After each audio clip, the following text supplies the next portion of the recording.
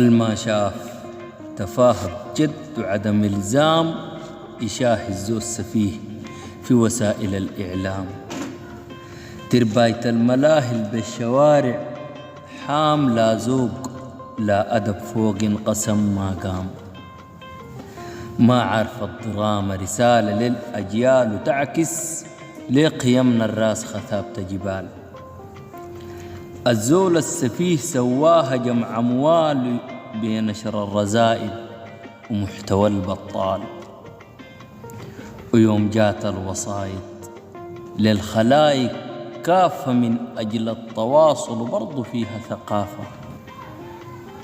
انت أسئت مضمونة وعملت سخافة تنشر في الرسائل بنفس شفافة. وبطلب من جميع الشعراء كل أخواننا نقاطع كل زول بجرح قيم سوداننا.